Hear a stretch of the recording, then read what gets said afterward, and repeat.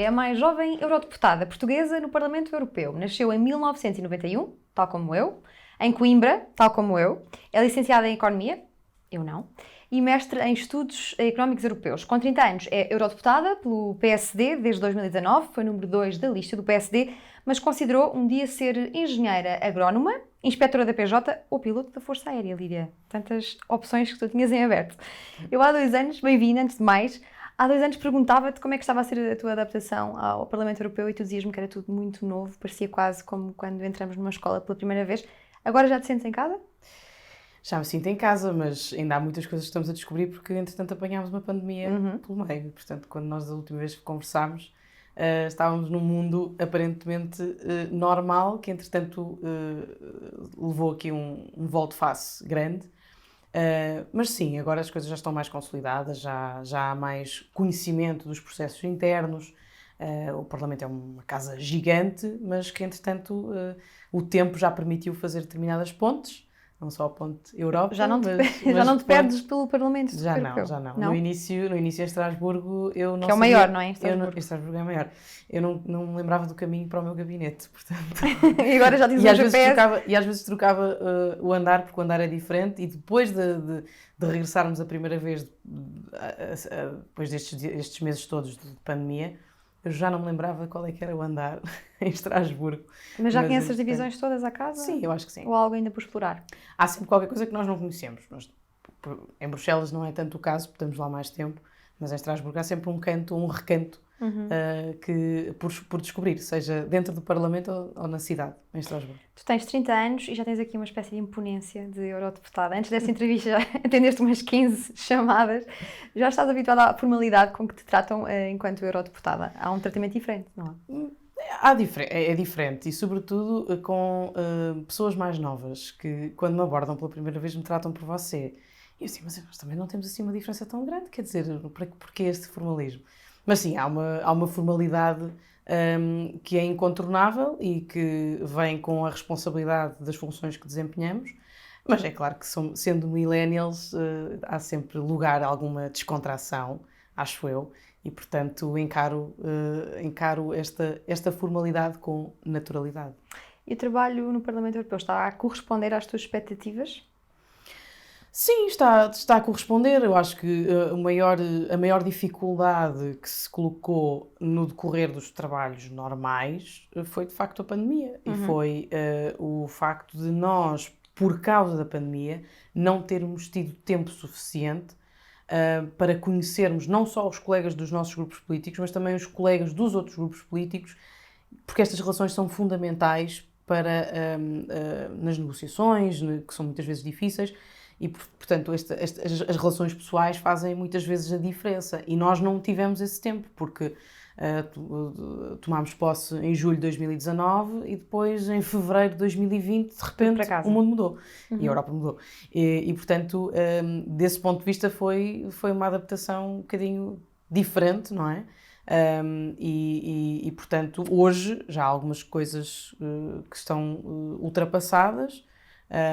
E já há essa relação, estamos a ligar-nos novamente, mas ainda está aquém das expectativas iniciais. Não é? Há aqui vários desafios que têm sido colocados, não só do ponto de vista interno do Parlamento, mas depois de todo o equilíbrio geoestratégico, geopolítico que a pandemia também trouxe, que também nos fez adaptar determinadas prioridades políticas e, portanto, nós entramos em 2019 com uma determinada agenda que, entretanto, sofreu uma alteração profunda.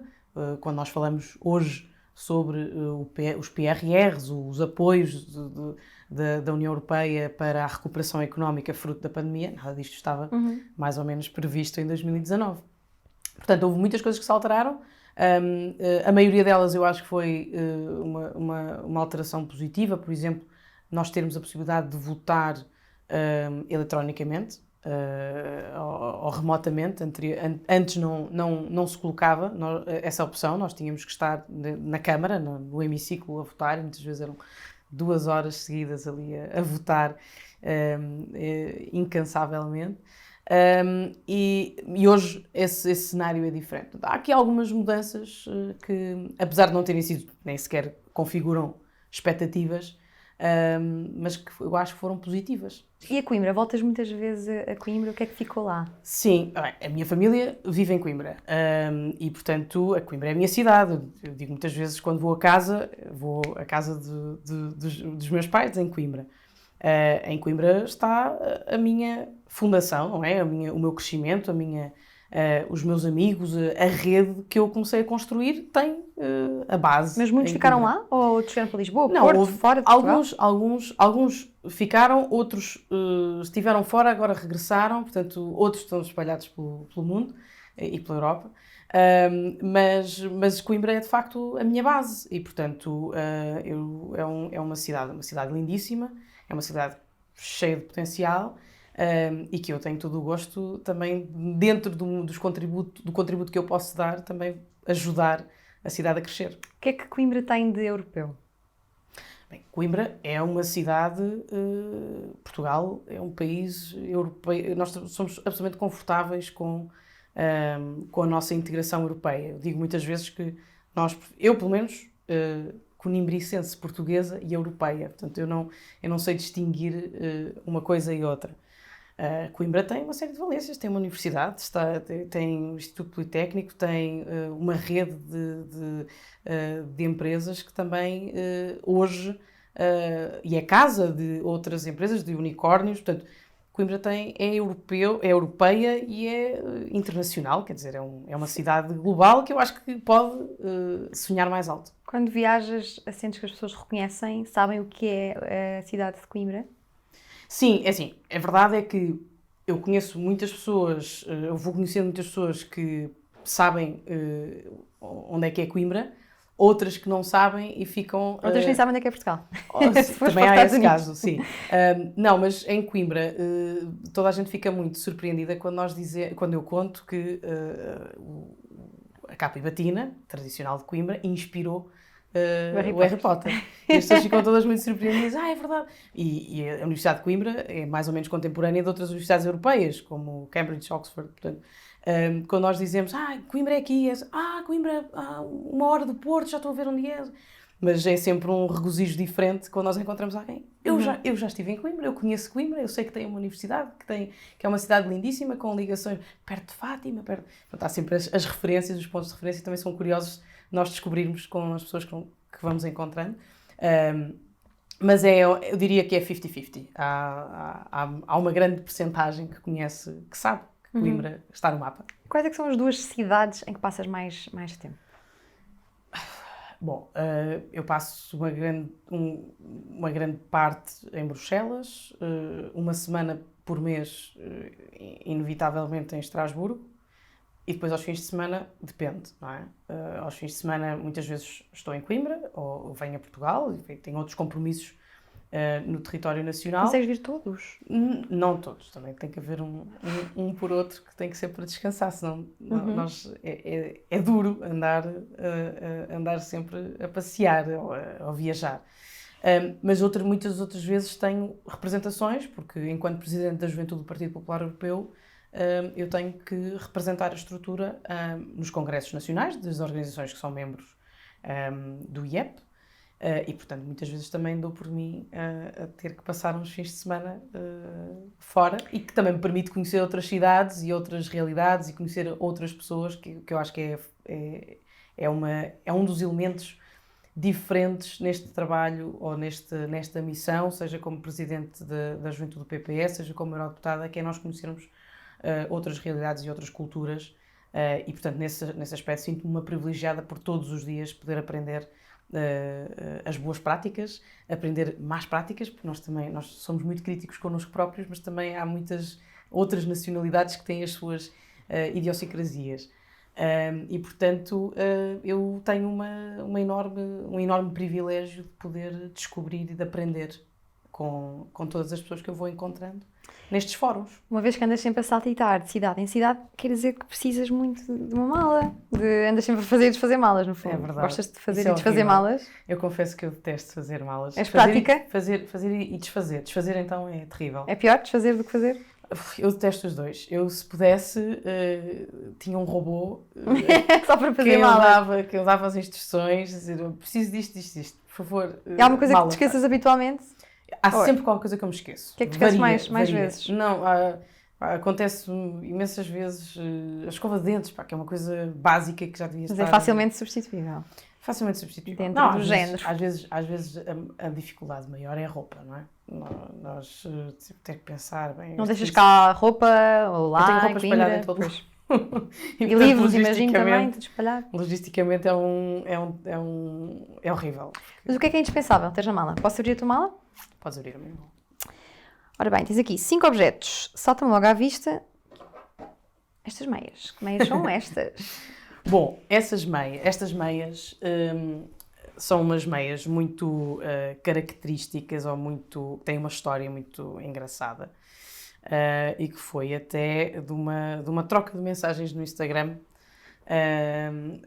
Ainda não tinha começado a campanha para as europeias e que eu vi que andava alguém a pedir um par de meias com a bandeira da União Europeia. E eu, bem, não te preocupes que eu vou tratar de arranjar umas meias para ti. E depois surgiu a ideia, durante a campanha para as europeias, de fazer umas conversas e lançar eventualmente um podcast. Europa a meias, não é? Europa a Meias, que nasceu depois, durante a campanha eram os Eurotalks, e eu queria arranjar um elemento simbólico que pudesse oferecer aos meus convidados, dessas minhas conversas, das Eurotalks. E entretanto surgiu a ideia de, bem, por que não as meias? Nós nunca damos... Meias é uma coisa que toda a gente usa, mas só dá no Natal.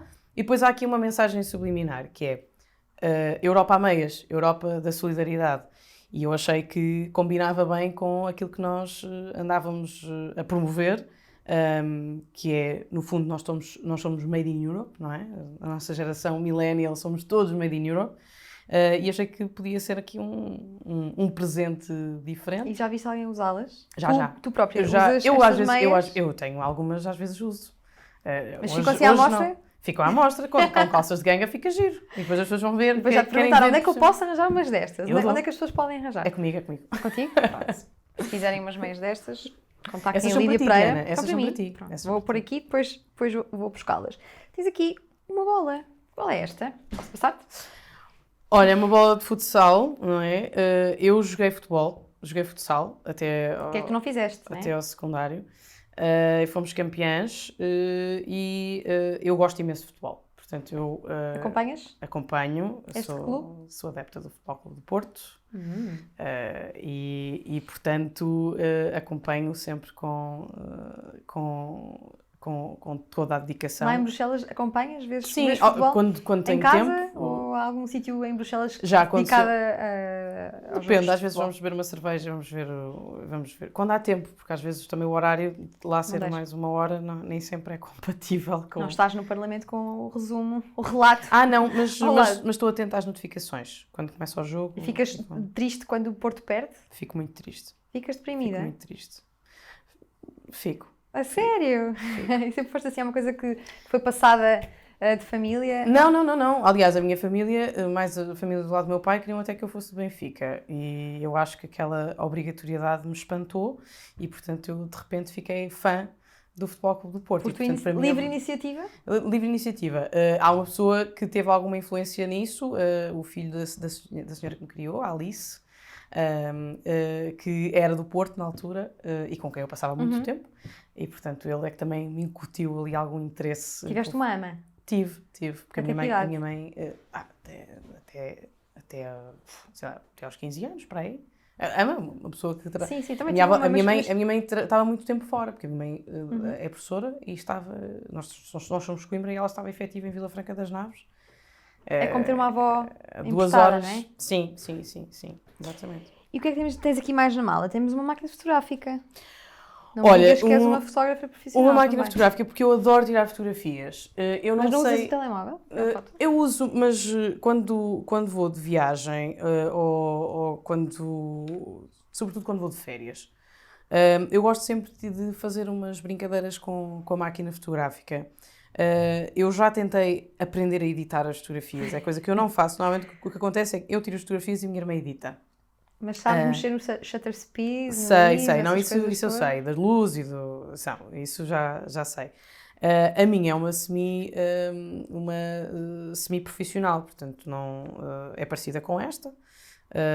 E é básica para o uso que eu faço, mas eu gosto muito de tirar algumas coisas que eu vejo, algumas perspectivas que eu gostava de guardar. E por isso, quando tenho a máquina comigo, às vezes até mesmo com o telemóvel faço isso. Sim. E que tento apanhar e pronto. E onde é que podemos... É um gosto suplementar. Onde é que podemos consultar a tua obra fotográfica? Partilhas onde? No Instagram? Não. Às vezes ponho algumas. Porque é que disseste? Não, é o sítio para partilhar, não és um millennial. Sim, é verdade. Não, algumas eu partilho, mas outras ficam comigo. Sim, pastinhas. Sim. Algumas estão ainda no cartão da origem. Não tens medo que um dia se perca o computador, ou os pens, ou os discos rígidos? Porque antigamente estava tudo em papel e agora... Sim, tens razão. Algumas fotografias eu até chego a imprimir, aquelas que gosto muito e acabo por emoldurar e pôr em algum sítio, em minha casa ou em casa dos meus pais. Mas outras tenho uma caixinha onde vou pondo as penas todas e os discos rígidos. Esperando que não deixem de funcionar. É. Tens aqui também um relógio. Imagino que sejas pontual. Qual é a história deste relógio? Este relógio por acaso está 5 minutos adiantado. Mas sempre a tempo. Não, eu gosto muito de usar relógio. Este relógio tem um valor simbólico brutal. Foi-te oferecido por alguém especial? Não, este relógio era do meu avô, que pronto, faleceu num acidente de automóvel, mas que há uns tempos, já há alguns anos, eu andava à procura de um relógio e a minha mãe lembrou-se, está ali o relógio do teu avô, e então pusemos uma bracelete nova. Mas costumas usá-lo ou tens eu costumo usá-lo em períodos mais difíceis. Tipo amuleto de... Sim, e uso... De alguma paz. Sim, e pronto, ele foi uma pessoa muito importante, ele faleceu quando era ainda nova, tinha 8 ou 9 anos, mas foi uma pessoa que me marcou, mesmo tendo passado pouco tempo com ele, e assim sempre estamos mais próximos, acho. Que memórias tens do teu avô com 8 anos? Que era uma pessoa, que era um bom garfo, que adorava agradar a família, adorava as netas, e era uma pessoa muito empreendedora e muito aventureira, e portanto eu em alguns aspectos revejo-me nele. E essa Lídia com 8 anos já se interessava por política ou ainda era uma coisa super distante? Não, na altura eu interessava-me por carros telecomandados, eu detestava Barbies. Aliás, o meu avô deu-me o meu primeiro carro telecomandado. E na altura eu era Maria Rapaz, gostava imenso de jogar futebol, já na altura jogava com... Já era escoteira nessa fase? Sim, eu fui para os escoteiros com 5 anos e estive nos escoteiros até aos 22, mas uma vez escoteiro, para sempre escoteiro. E, portanto, mantenho também muitas relações com colegas, com amigos que fiz desse período, que foi eu cresci praticamente, eu cresci nos escoteiros. Mas já estava de onde tenho muitas memórias e foi também uma estrutura muito importante para a definição da minha personalidade e muitas vezes até uma ajuda em alguns dilemas que surgem quando somos adolescentes. Eu, por exemplo, lembro-me no secundário, quando comecei a estudar filosofia, enfim, tive ali uma crise existencial. Que matéria estava a estudar? Porque eu era católica praticante e, entretanto, começamos a pôr em dúvida uma série de coisas e isso surgiu sobretudo nesse período. Mas, de facto, houve esse lado de compreensão e de aprofundamento que estar nos escoteiros me permitiu depois descobrir e estar mais à vontade, enfim, do ponto de vista da religião. E outras coisas, a capacidade de nós de sermos, como nós dizemos, desenrascados, de podermos ir acampar. Eu adoro acampar, por exemplo. Eu desenvolvi esse gosto. E lidar com pessoas também. E lidar com pessoas, sim. Eu desenvolvi esse gosto, ou esses gostos, eu gosto muito de falar com pessoas. com as pessoas. E gosto muito, como eu estava a dizer, adoro acampar. Só que ultimamente Ainda não hoje? tenho. Gostas Ainda de hoje. acampar? Sim. Toda a gente, quando eu digo, vamos acampar, toda a gente torce o Mas nariz. já ninguém levas gosta. assim um colchão melhorzinho para as costas. Sim, já não é Porque aquele os 30 carro-mato, pesa. já não é aquele carro-mato horrível que nem sei como é que nós... Mas ainda dizes palavra de escuteira quando queres mesmo honrar a tua palavra? Isso diz-se, não diz? Diz. Em circunstâncias com outros escuteiros e que Não faça diz isso no sentido. Parlamento Não, digo, não, isso eu não digo, mas está lá. Há um lema dos escuteiros que é sempre alerta para servir. Portanto, é um bocado nesse espírito. Há bocado falávamos da missão e do serviço, do compromisso. Há coisas que eu Mas trouxe. há política nos escuteiros? Claro, nós todos somos políticos, nós não podemos prevenir que determinadas conversas surjam. Portanto, há política, há pessoas com determinadas ideologias ou que têm um determinado entendimento da política e há espaço para Conversava-se diálogo. muito sobre política? Sim, sobretudo a partir talvez mais dos pioneiros, que é a partir dos 14 anos. Mas era uma coisa natural. Nem sempre se falava de política. Havia muitas vezes assuntos que começavam e que, entretanto, já estavam... Sim. Não era um assunto forçado, não é nada disso. Era uma coisa absolutamente natural. Temos aqui mais um objeto, diria eu, indispensável a quase todos os seres humanos. O planeta Terra, em países desenvolvidos, que é o teu telemóvel. É verdade. Eu não posso... O que é que fazes com o teu telemóvel? Eu estou sempre no telemóvel. Não estou Qual é sempre. a aplicação em que passas mais tempo? Talvez seja o WhatsApp. Eu estou a tentar deixar o WhatsApp. Deixar, tu vais fazer o quê? Vais para o Sim, Telegram? Telegram ou Signal, há outros. Mas é deixar o WhatsApp porque é o WhatsApp ou é deixar de responder? Eu não confio no tantas- WhatsApp. Ok. Não sei. Não confias no Mark Zuckerberg?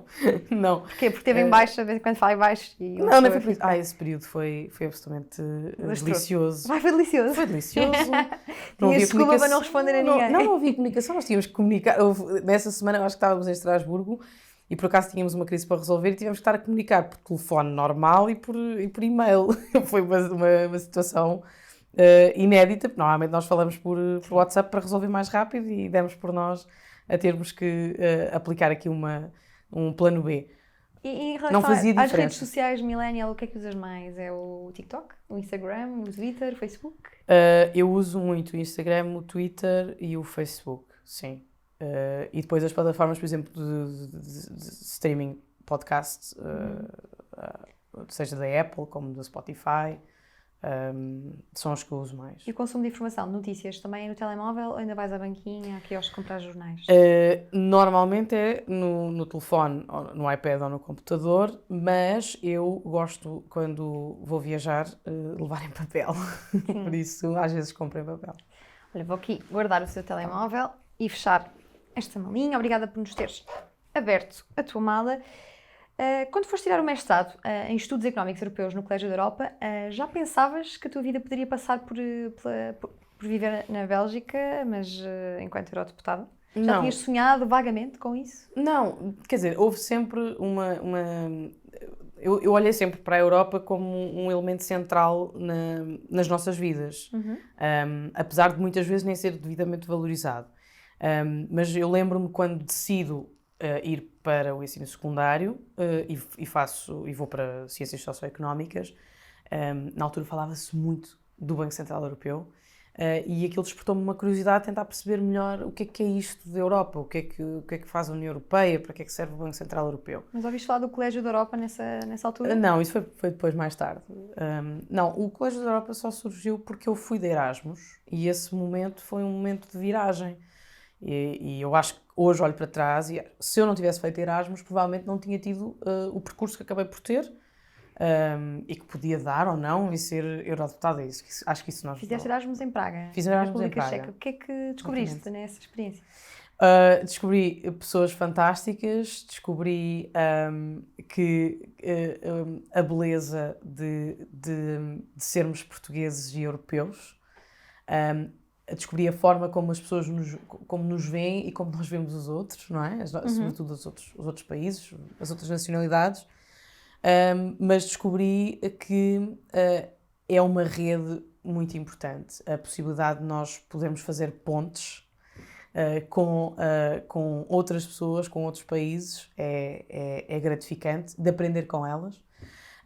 E portanto, eu depois, quando regresso de Erasmus, é que estava tão entusiasmada com o ambiente internacional que tinha experimentado, que decidi que queria fazer o mestrado. Eu estava a fazer já o mestrado em Coimbra, mas despertou-me ali um sentimento de quero conhecer melhor isto, quero perceber melhor. Eu estava aqui a pensar, já viajaste muito pela Europa, já percebemos, mas com esta mala podias ir até à China. Já foste à China? Ainda não fui, mas tenho muita curiosidade em ir. Porque tu fazes parte, aliás, das delegações para as relações com a República Popular da China e também com os Estados Unidos da América. Como é que vês o posicionamento destes dois gigantes com a União Europeia? Bom, nós estamos a atravessar um reajustamento da ordem internacional, não é? Nós, nos últimos meses, vimos uma retirada não anunciada por parte dos Estados Unidos do Afeganistão. Entretanto, nas últimas semanas houve estas negociações com o Japão, com a Austrália, com a Austrália e com o Reino Unido, o acordo do AUKUS, e que é aqui, no fundo, a reorientação estratégica dos Estados Unidos virado para o Indo-Pacífico. E isto surge porque a China está a crescer. A China está a crescer em número a nível da Marinha, tem um grande peso no comércio internacional e que nós verificámos durante a pandemia a nossa dependência da China, que de facto não é favorável, sobretudo em períodos de crise. E, portanto, este reordenamento, este reajustamento da ordem internacional surge para os Estados Unidos. O posicionamento dos Estados Unidos é um posicionamento um pouco, mas sempre foi assim, egoísta, não é? Os interesses dos Estados Unidos que não passam tanto pela Europa, e portanto também é um sinal de alerta para a Europa se reposicionar em matéria de política de defesa, política externa e de defesa e militar, porque nós não podemos estar vulneráveis da forma que estivemos até hoje, e estou a falar, por exemplo, da nossa dependência a nível de medicamentos, a nível de bens de consumo, e que nos expõem e, portanto, merecem aqui um cuidado diferente. E, portanto, é um sinal de alerta para a União Europeia perceber que temos mesmo que falar a uma só voz se queremos, num mundo globalizado, fazer a diferença e ter peso suficiente a nível da política internacional, porque o que as grandes discussões hoje é que continuamos a falar, a Europa não fala a uma só voz. E, portanto, tudo aquilo que nós testemunhamos nestes 2 últimos meses revelam aqui uma impotência da União Europeia que não é favorável num mundo que está ainda a reposicionar-se. Nós vamos agora acelerar o ritmo desta Ponte Europa para entrarmos numa rubrica de perguntas rápidas. Estrasburgo ou Bruxelas? Estrasburgo. Bruxelas ou Lisboa? Depende. Depende do Tenho que escolher uma? Sim. Mas isso é difícil. Porquê? Eu gosto das duas. Mas só pudesses viver numa. Para sempre. Qual é que escolhias? Não, eu não consigo projetar isso assim para uma vida inteira. Dá vontade de decidir, olha, tens Bruxelas ou Coimbra. Lisboa? Tu não me deste a opção de Coimbra. Já lá vamos. Mas aqui vamos por partes. Mas eu não sei se escolhi Lisboa. Então Coimbra ou Lisboa? Coimbra. Coimbra? Coimbra. E Coimbra ou Bruxelas? Coimbra. Bem, estás apaixonada por Bruxelas. Eu gosto de Bruxelas. Não, Coimbra também. Eurodeputada ou Primeira-Ministra? Mas isso, eu não adivinhava que ia ser eurodeputada em 2019, portanto estar aqui a fazer planos para ser, não imaginas para assumir outros cargos. Vires para Portugal liderar o PSD? Diz. Não te imaginas um dia a vir para Portugal liderar primeiro o PSD e depois o governo? Eu não posso fazer planos dessa... Há bocado falava das variáveis. Há muitas variáveis que pesam. Mas já nunca ocorreu na tua cabeça Nesta fase, não. Nunca começaste a pensar, um dia, se calhar, vou estar ali no lugar onde o António Costa não. me faz confusão tantas vezes. Óbvio, é óbvio que nós fazemos determinadas considerações e pensamos no futuro, o que é que seria se fôssemos nós ou se fosse outra pessoa, mas neste momento... Mas como tens um discurso tão vincadamente contra o socialismo, Podia ser cachaços. Eu fazia melhor papel do que o António Costa. Isso sim. Então já pensaste, tem que ser primeiro-ministro. Isso sim, mas atenção que também é preciso... as coisas acontecem quando têm que acontecer. E, portanto, Já não temos que será dar ele tempo ao o tempo. teu adversário nessa altura, quando chegares ao poder. Eu acho... Bem, não sei. As coisas como estão, nunca se sabe. E política ou consultoria? Política. Eu gosto imenso da política. Mas adoro também a minha vida. Eu gosto muito do setor privado aliás, a escola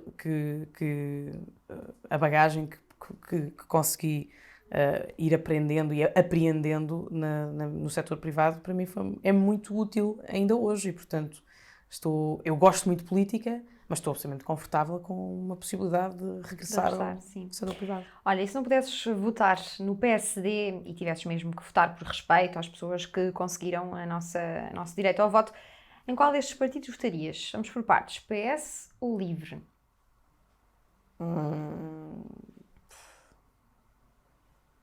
Não sei responder. Escolhe o menos mal. Mas o PS e o LIVRE estiveram juntos agora há pouco tempo Tá na bem, mas corrida para aos as arcos. legislativas. Parlamento português. Dependia da liderança do PS. Como está agora? Não, LIVRE. LIVRE? LIVRE porquê? Não consigo. Mais socialismo não dá para o país. Bloco ou PCP? PC. Porquê? São mais fiáveis. Porquê? Não mudam a opinião a cada terça-feira. O Bloco é salta-pocinhas? Sim. Porquê? Porque, não sei, é a gestão política que fazem, não faço ideia, mas não são estáveis. E CDS ou IEL? CDS. Porquê? Fez toda a livre iniciativa e as empresas? Sim, não, eu gosto, acho muito interessante aquilo que a IEL tem feito, mas eu acho que o CDS tem aqui é um partido fundador da democracia. Nós já aqui falámos do teu trabalho como consultora para o setor financeiro. Trabalhaste em duas grandes consultoras internacionais. Há coisas desses tempos que apliques agora no teu trabalho enquanto eurodeputada? Sim, olha, eu trabalhei muito na área de compliance, de luta contra o branqueamento de capitais. E, portanto, eu hoje tenho algumas responsabilidades no Parlamento Europeu precisamente sobre estas matérias. Portanto, houve muitas coisas que eu aprendi enquanto estive enquanto tive essa experiência nessas empresas, em projetos e muitas outras coisas que hoje também me permitem ver do lado da perspectiva do utilizador os impactos que isso tem e muitas vezes perceber onde é que estão as situações críticas que podem, em contexto de legislação, por exemplo, fazer toda a diferença para se desbloquear determinadas situações.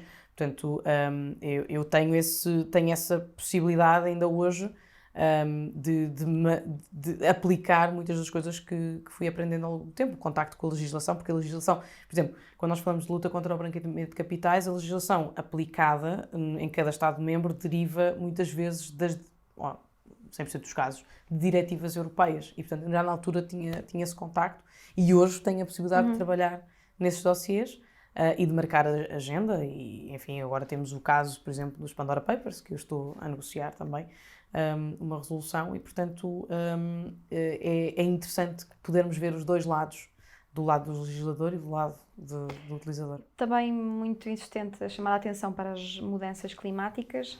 As alterações climáticas não fazem parte também da agenda woke? Não, porque o ambiente é de todos. Olha, o ambiente, a igualdade de género, as questões sociais não podem apenas ser vistas por um ângulo ou por um prisma da sociedade. Eles são assuntos que dizem respeito a todos nós. E, portanto, o ambiente, se queremos cuidar para as próximas gerações, o ambiente é um elemento essencial, porque sem um bom ambiente, sem um planeta respirável, sem um planeta equilibrado, nós vemos a sobrevivência ou a manutenção da humanidade em risco. E, portanto, o combate às alterações climáticas, mas não só, a adaptação às alterações climáticas, há muitas coisas, há muitos efeitos das alterações climáticas que hoje já são irreversíveis e, portanto, nós temos que também adaptar não só as infraestruturas, mas as comunidades, nós próprios, a esta nova realidade. Quando nós verificamos semanas de tempo adverso com cheias e de repente com secas prolongadas, isso vai acentuar-se e em particular, e eu chamo a atenção disto, em Portugal e em Espanha, nós estamos particularmente vulneráveis a esta alteração, esta reconfiguração do clima. E, portanto, nós temos que nos adaptar a ele. E, portanto, eu acho que faz todo o sentido a sociedade estar empenhada no combate às alterações climáticas. E quando digo sociedade, incluo o Estado, o setor público, o setor privado, as famílias, as organizações, toda a gente. Curiosamente, tenho reparado cada vez mais que hoje o setor privado está empenhado neste desígnio, no desígnio de cuidar do ambiente. E, portanto, não é um assunto woke, não é nem de esquerda nem de direita, é um assunto que nos preocupa a todos. De facto, não acho que a resposta ao combate às alterações climáticas passe por parar com o capitalismo, porque nós também não nos podemos esquecer... Que é uma mensagem que também se vê nas marchas. Que é uma mensagem... Sim. Eu já estive numa marcha pelo clima, eu acho que foi em 2019, em setembro ou em outubro, no Porto, e havia lá muita gente que não estava confortável com a minha presença, ao ponto de eu... Mas porquê? Qual é a novidade? Porquê que o ambiente é de todos, não é? O ar que nós respiramos é de todos, portanto... porque há, de facto, depois agendas por detrás da questão da luta contra as alterações climáticas. Agendas com as quais eu de facto, não me revejo. Porque cuidar pelo ambiente também tem que passar por estimular a inovação, fazer uma transição cuidada, porque há emprego que vai desaparecer, não é? Que vai ser destruído com a digitalização. Mas há outro que vai ser criado. Portanto, nós não podemos de repente... pôr um ponto final, parar a indústria, parar as máquinas, isso não funciona. Nós temos que saber acompanhar os objetivos de neutralidade carbónica, não é? A diminuição das emissões de CO2, mas paralelamente também temos que criar as condições para que as pessoas não percam rendimentos. Não é? Não sejam levadas a situações de pobreza. E, portanto, isto só se consegue com progresso e com progresso técnico. E, portanto, eu, de facto, não me revejo na associação da luta contra o capitalismo como luta contra as alterações climáticas, porque a economia, o crescimento e o ambiente não são incompatíveis. E prova disso é a União Europeia. A União Europeia, nos últimos 20 anos, conseguiu diminuir as emissões de CO2, ao mesmo tempo que cresceu. E, portanto, se me disserem o capitalismo precisa de ser revisto, eu acho que o modelo precisa de mudar e por isso nós falamos numa economia circular. Olha, Lídia, tu foste a primeira mulher e também a primeira portuguesa a liderar a Organização de Juventude do PPE, o IEP. Isto de seres a primeira mulher, orgulha-te? És feminista? Qual é a tua posição em relação à luta a favor da igualdade de género? Olha, eu sou feminista, eu já percebi porque é que há uma resistência grande à palavra feminista. E eu própria tenho algum cuidado na forma como o utilizo. Mas é só ir ver ao dicionário o que é que significa e somos todos, não é? Sim, mas sabes que quando se diz que um homem é machista, é negativo. E hoje em dia também quando se diz que é feminista, também é negativo. Mas eu sou absolutamente a favor do seguinte: nós, as mulheres, os homens, nós todos construímos, fazemos parte da sociedade e, portanto, nós temos que ter as mesmas oportunidades. Quando falamos ainda em discrepâncias ao nível salarial, eu acho que no século XXI isto nem sequer faz sentido. Quer dizer, porque é que uma mulher tem que ganhar menos que um homem, se faz as mesmas tarefas? Portanto, eu nisso sou muito pragmática. Acho que a existência de mais mulheres na política e, portanto, nesse ponto de vista, eu ser presidente da juventude do PPE, do IEP, gera curiosidade noutras raparigas, noutras mulheres que também se vão interessando e que veem como, bem, afinal é possível nós estarmos num ambiente, e não vale a pena negar, a política ainda é um ambiente muito dominado por homens. Uhum.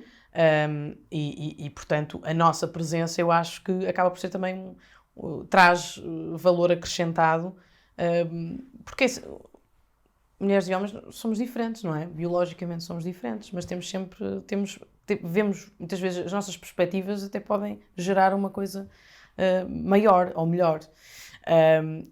Portanto, na altura em que eu fui eleita a primeira vez para presidente do IEP, e agora na segunda vez também, recebia muitas mensagens de meninas de 15, 16 anos, sobretudo pelo Instagram, a dizer que me estavam a acompanhar e que viam que era possível mais jovens na política. Eu acho que isso é positivo. Porque Qual é que é a importância do IEP a nível europeu? Que iniciativas tem em mãos? Tu foste reeleita agora em julho, não é? Sim.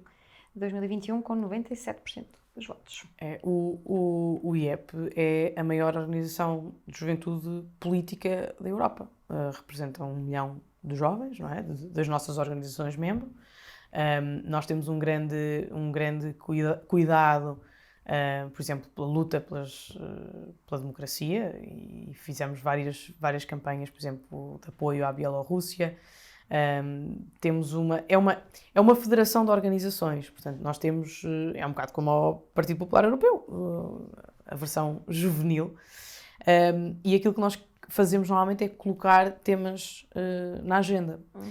Eu recordo no início deste ano, quando se começou a falar dos processos de vacinação, o entendimento sobre as vacinas noutros países da Europa, como por exemplo a Polónia ou a França, é totalmente diferente de Portugal. Em Portugal nós somos um país bastante permeável à ideia de nos vacinarmos, não é?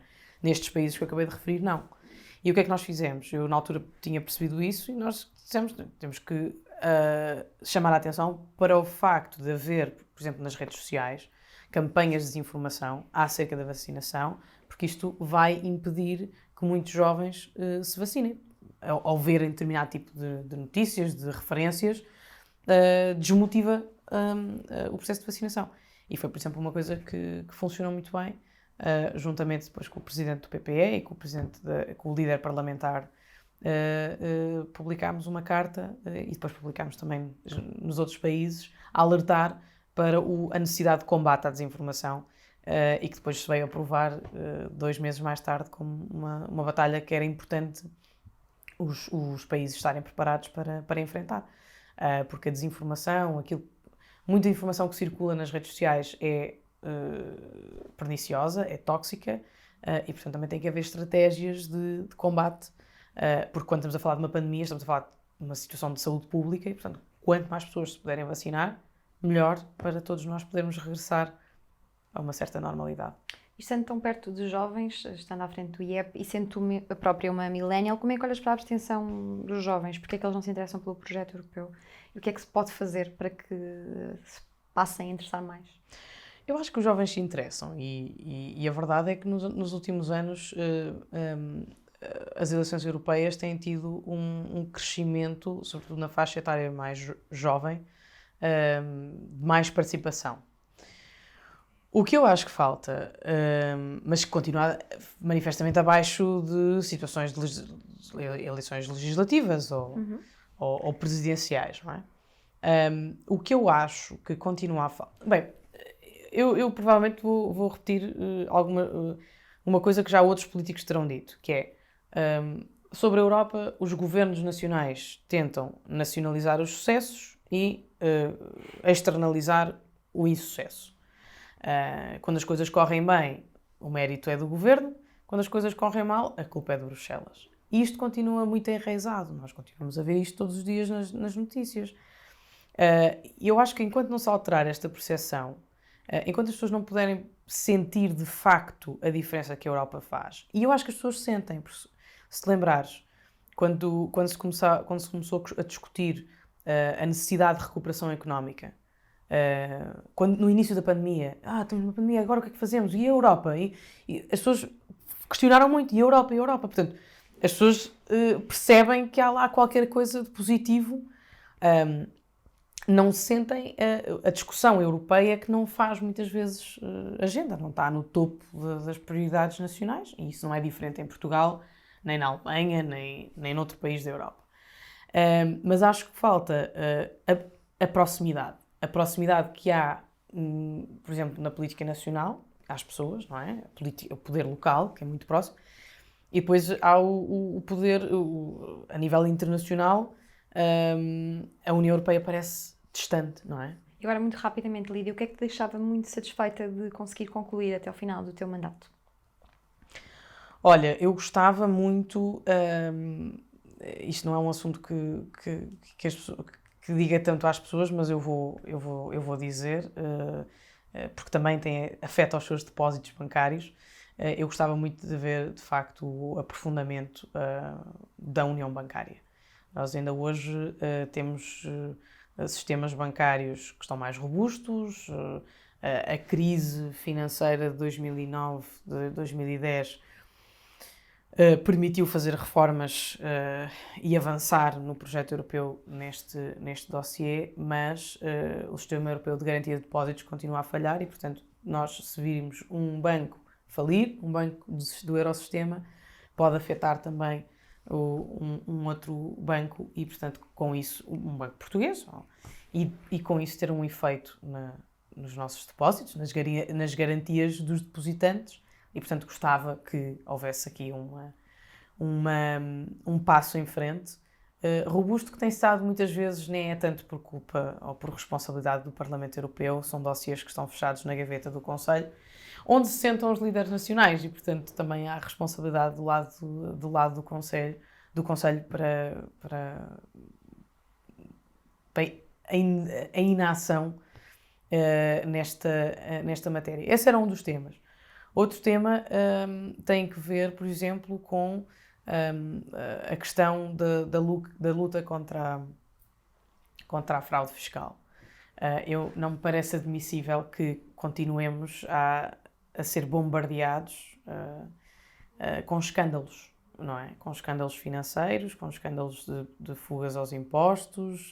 Aliás, um dos primeiros relatórios que eu tive a oportunidade de trabalhar e em que fui relatora foi precisamente do combate à fraude ao IVA no comércio eletrónico.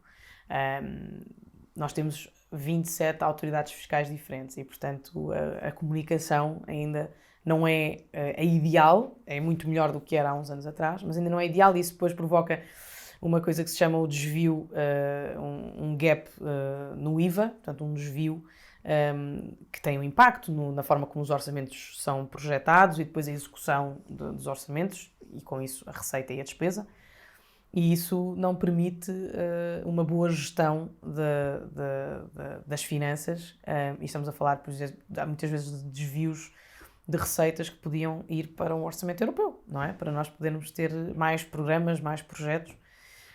E gostava, por isso, que o combate à fraude fiscal continuasse aqui, fosse aprofundada.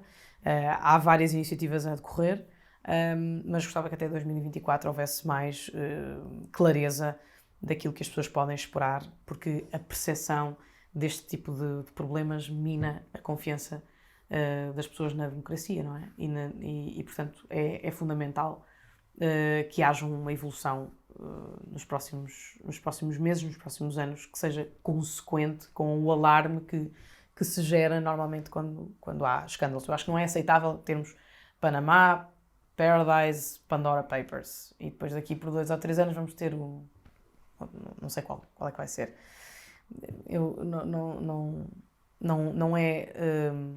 Não é benefício da democracia. Eu acho que isso também gera uma grande desconfiança das pessoas. Esperamos e desejamos que concretizes todos os teus objetivos até ao final do mandato. Obrigada por nos teres aberto a tua mala. Eu vou levar as meias sobre mim, não é? As meias são para ti.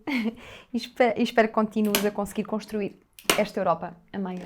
Obrigada. Obrigada. São minhas.